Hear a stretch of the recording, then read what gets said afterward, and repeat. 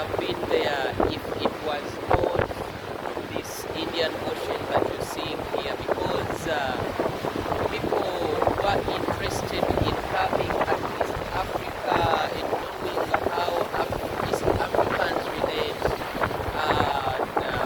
They used this Indian Ocean to sail and come to East Africa, whereby they found people living in an organized manner, politically, socially, and economically, whereby right now when you speak of Kenya, Tanzania, Zanzibar,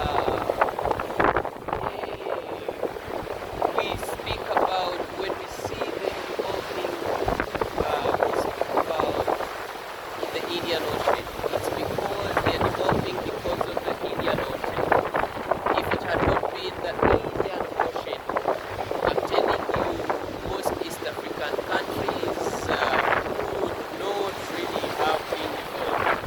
When they tell you about Amin chasing the Asians from Uganda, telling you there is a history that is covered in a way that there is a note how these people came to access the territory of East Africa. So in one way or the other, East Africa is blessed because of the mighty Indian Ocean. Once again, I'm Akura bringing you this documentary. I salute everyone who is watching this documentary, wherever you're watching it from. I'm going to be bringing you the next episode, the second episode of the Indian Ocean and what the waters of the Indian Ocean. Thank you very much.